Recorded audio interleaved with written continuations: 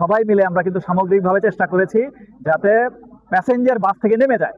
অদ্য দুপুর 12 ঘটিকার একটু আগে বাসটি পদ্মা নদী থেকে উদ্ধার করে বর্তমানে করবী ফেরিতে রাখা হয়েছে। ড্রাইভার সাহেব এবং হেল্পার সাহেব পন্টুন হয়ে ফেরিতে ওঠার মুহূর্তে তার জন্য নির্ধারিত ফেরিতে না গিয়ে ব্রেক ফেল করে নিয়ন্ত্রণ হারিয়ে পেছন দিকের র্যাম ভেঙে নদীতে পড়ে যায়। অদ্য দুপুর 12 ঘটিকার একটু আগে বাসটি পদ্মা নদী থেকে উদ্ধার করে বর্তমানে করবী ফেরিতে রাখা হয়েছে।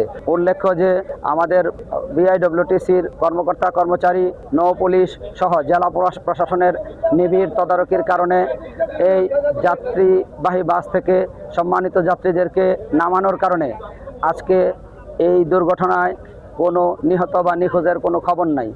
আলহামদুলিল্লাহ। এখানে যে কম্পোনেন্টগুলো আমরা কাজ করি, জেলা পুলিশ বলেন, নৌ পুলিশ, জেলা প্রশাসন, ফায়ার সার্ভিস, বিআইডব্লিউটিএ, বিআইডব্লিউটিসি প্রত্যেকেই গতবারের দুর্ঘটনার পর থেকে এবার অনেক বেশি সচেতন এবং দফায় দফায় এগুলো নিয়ে মন্ত্রণালয় থেকে শুরু করে এই নৌ পুলিশের সদর দপ্তরে, ট্যুরিস্ট পুলিশের নৌ পুলিশ সদর দপ্তর এবং পুলিশ হেডকোয়ার্টার সব মন্ত্রণালয় সব জায়গা থেকে আমাদের উপরে সবসময় একটা প্রেশার ছিল, সবসময় একটা তদারকি ছিল এবং জেলা প্রশাসন সহ সবাই মিলে আমরা কিন্তু সামগ্রিকভাবে চেষ্টা করেছি যাতে প্যাসেঞ্জার বাস থেকে নেমে যায়।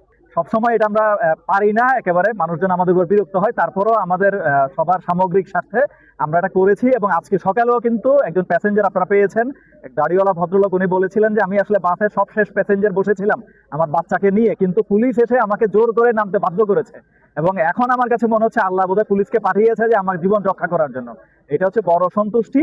আমরা মনে করি যে আমরা এখন যে পরিমাণ সিনসিয়ার আছি, এই ঘটনা আমাদেরকে আরো বেশি সিনসিয়ার করবে।